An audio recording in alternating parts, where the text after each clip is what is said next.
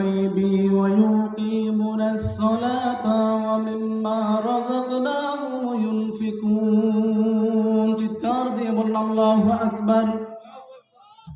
আল্লাযিনা যারা ইউমিনুনা বিশ্বাস করে বিল গায়বি গায়বের উপর। কিসের উপর? বাবা দুইটা কথা শুনতে গেলে বুঝতে গেলে আপনাদেরকে কথা বলতে হবে। আপনারা যখন কথা বলবেন আমরা কথা বলতে স্বাচ্ছন্দ্য বোধ করি। আল্লাযীনা ইউমিনুনা বিল গায়বি ওয়া ইউকিমুনাস সালাতা ওয়া মিম্মা রাযাকনাহুম ইউনফিকুন। যারা বিশ্বাস করে মহান আল্লাহ পাকের উপর, যে আল্লাহকে আমরা দেখি নাই, আপনারা দেখছেন নাকি? আবার আল্লাহ তাআলা স্বয়ং বলতেছেন যে বান্দা আমার গায়েবের উপর বিশ্বাস করে, আল্লাযিনা যারা ইউমিনুনা বিশ্বাস করে বিল গায়ব গায়েবের উপর, ওয়া ইউকিমুনাস সালাতা এবং যারা সালাত প্রতিষ্ঠা করে, ওয়া মিম্মা রাযাকনাহুম এবং তা থেকে ব্যয় করে। আল্লাহ তাআলা বলতেছেন আমি আল্লাহর উপর যে বান্দা বিশ্বাস করলো এবং সালাত প্রতিষ্ঠা করলো, আমিম্মা রাযাকনাহুম ইউনফিকুন, আমিম্মা রাযাকনাহুম ইউনফিকুন বলতে আল্লাহ তাআলা বলতেছেন আমি আল্লাহ আমার বান্দা, আমি তোমাকে যে ধন দৌলত সম্পত্তি দিয়েছি, আমি আল্লাহ তাআলা তোমাকে মায়া করে দয়া করে তোমাকে যে ধন দিলাম, সম্পদ দিলাম, তোমাকে যে অট্টালিকা দান করলাম, সমাজের মধ্যে কৃতিত্ব দান করলাম, তুমি বান্দা আমার এই রিজিক থেকে তুমি তোমার মতো করে আমার রাস্তায় ব্যয় করো। বলেন সুবহানাল্লাহ।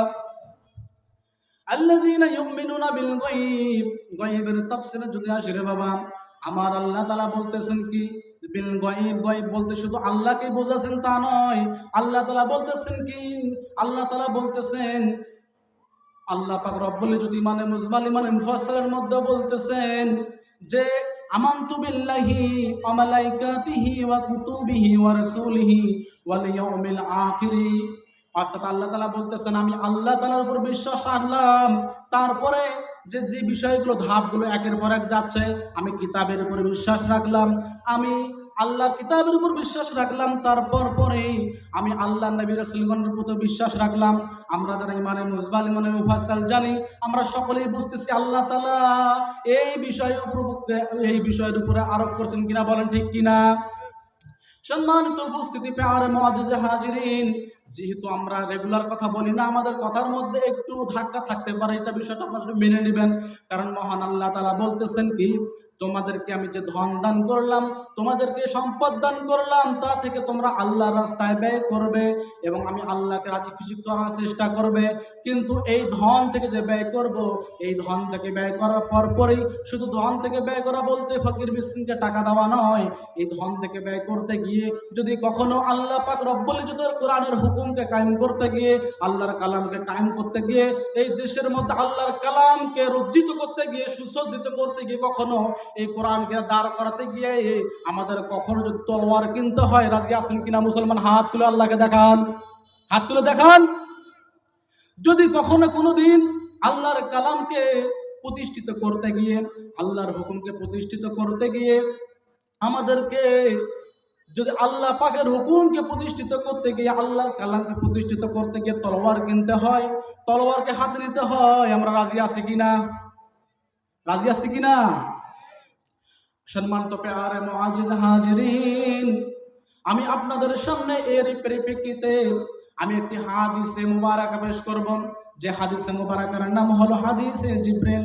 আমার দয়াল নবী সাল্লাল্লাহু আলাইহি ওয়াসাল্লাম তার রওজার মধ্যে, যেখানে আমরা বর্তমান রওজা বলি, রওজার পাশে যে আল্লাহ পাক রব্বুল ইজ্জত দয়া করে মায়া করে আমার দয়াল নবী সাল্লাল্লাহু আলাইহি ওয়াসাল্লামকে আজ থেকে 1500 বছর পূর্বে, 1500 বছর পূর্বে আমার আল্লাহ তাআলা আমার নবী পাক সাল্লাল্লাহু আলাইহি ওয়াসাল্লামকে যে জায়গার মধ্যে প্রেরণ করেছিলেন, সম্মানিত উপস্থিতি, ওই জায়গার মধ্যে মসজিদ নববীর মধ্যে আমার দয়াল নবী সাল্লাল্লাহু আলাইহি ওয়াসাল্লাম সাহাবীদেরকে নিয়ে দর্স দিচ্ছিলেন, ক্লাস করাচ্ছিলেন। এমত অবস্থায় সাইয়েদনা আব্দুল্লাহ ইবনে ওমর রাদিয়াল্লাহু তাআলা আনহু থেকে আমরা জানতে পারি, এমত অবস্থায় একজন ব্যক্তি দূর থেকে সাদা পোশাক পরিহিত একজন ব্যক্তি, একজন আগন্তুক আগমন করলেন, আমার দয়াল নবী সাল্লাল্লাহু আলাইহি ওয়াসাল্লামের সামনে চলে আসলেন। জাবির ইবনে আব্দুল্লাহ রাদিয়াল্লাহু তাআলা আনহু আন্নান নবী সাল্লাল্লাহু আলাইহি ওয়াসাল্লাম আমরা আরবিকের দিকে যাব না। আব্দুল্লাহ ইবনে ওমর রাদিয়াল্লাহু তাআলা আনহুম থেকে হাদিসটি এসেছে, হাদিসটির নাম হচ্ছে হাদিসে জিবরিল। হাদিসে জিবরিল নামে এটা অধিকতম সমাচিত। আল্লাহ পাক রব্বুল ইজ্জতের পক্ষ থেকে একজন ব্যক্তিকে প্রেরণ করা হলো। ওই একজন ব্যক্তি আসলো। হাদিসে জিবরিলের ভাষা বলা হচ্ছে সাইয়েদনা ওমর ইবনুল খাত্তাব রাদিয়াল্লাহু তাআলা আনহুম বলতেছেন, এমত অবস্থার মধ্য দিয়ে ওই আল্লাহর বান্দা যখন সামনে দিয়ে আসলেন, আসার পরে আমার দয়াল নবী সাল্লাল্লাহু আলাইহি ওয়াসাল্লামের সামনে আসলেন। আসার পরে আমার দয়াল নবী সাল্লাল্লাহু আলাইহি ওয়াসাল্লামের হাঁটু মুবারকের সঙ্গে হাঁটু মুবারককে লাগিয়ে দিলেন। বলেন সুবহানাল্লাহ। হাঁটু মুবারকের সঙ্গে হাঁটু মুবারককে লাগিয়ে দিলেন। রাখার পরে আমার দয়াল নবী সাল্লাল্লাহু আলাইহি ওয়াসাল্লামের তার রানের উপর, তার উরুর উপর, পায়ের উপর দুটো হাতকে রাখলেন। রাখার পরে বলতেছি, ইয়া মুহাম্মদ সাল্লাল্লাহু আলাইহি ওয়াসাল্লাম লা আখবিরনি, ইয়া মুহাম্মদ আমাকে বলুন, আনাল ইসলাম, ইসলাম কি?